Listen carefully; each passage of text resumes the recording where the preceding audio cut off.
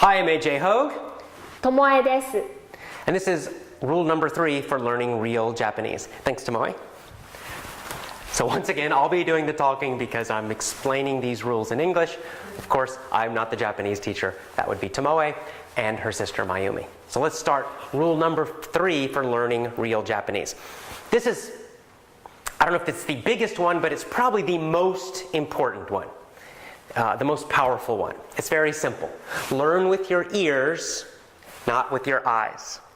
See, the key to speaking well is to develop great listening ability.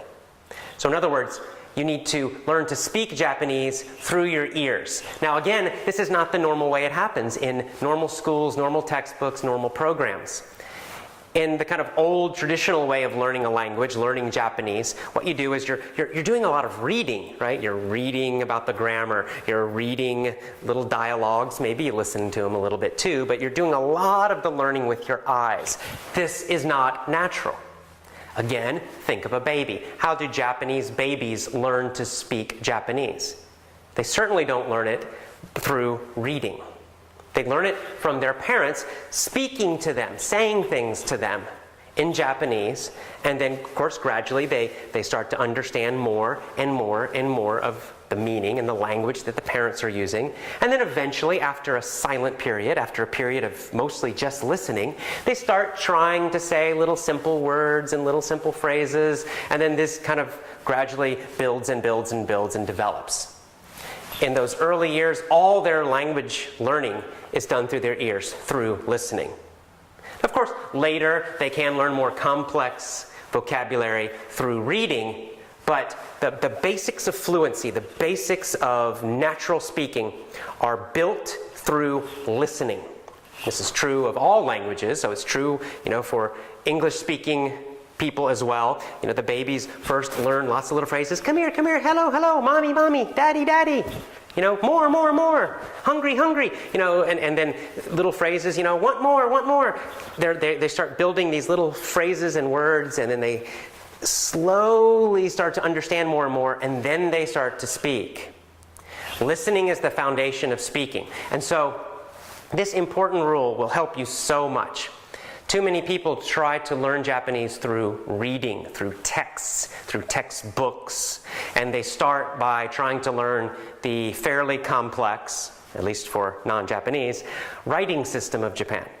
Japan has two basically alphabets, katakana and hiragana, and then also has the character system, which came from China, kanji. There's 3 systems to learn. Now, do you eventually want to learn those? Sure. Fine, that's great. But to become a good speaker, you really don't want to focus on those things. You don't want to focus on the reading and writing systems. You want to focus on listening to understandable Japanese. Of course, you must understand it. If you don't understand it, it's useless. It's just sound that you have no idea what it means. But you have to listen and learn through your ears, learn through your ears. Learn with your ears, not your eyes. This is so powerful. Build a foundation of incredibly strong listening skills. See, when your listening is strong, and as you learn through your ears, learning Japanese more and more and more Japanese, understanding more, eventually the speaking will just happen naturally and effortlessly.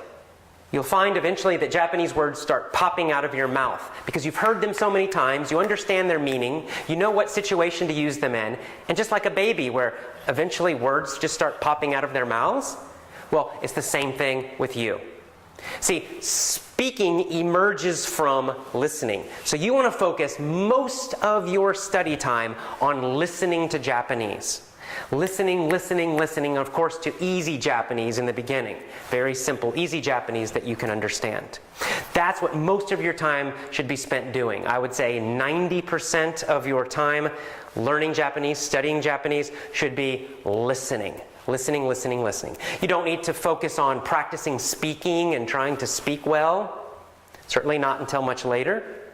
You don't need to focus on learning the writing systems. Some people like that as kind of a hobby, but in terms of learning to speak well, don't worry about that yet.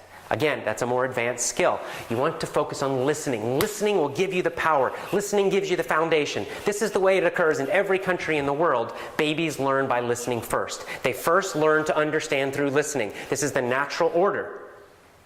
Then, the second thing that comes is a little bit of speaking starts popping out, and it starts coming out naturally, and then more and more and more. The babies don't practice speaking. They're not taught speaking. The parents are not giving them speaking lessons. It's all happening through listening. Listening is the power. It's the engine that pushes everything. So, very important when you're learning Japanese, studying Japanese, you need to learn with your ears. Focus most of your time, 90%, 95% of your time to listening. Listen, listen, listen, listen, listen to Japanese. That's what's going to give you a powerful, confident, natural speaking ability. Okay? So that's rule number 3. Very powerful, very important. Learn through listening. Okay, I will see you again for rule 4. Bye-bye.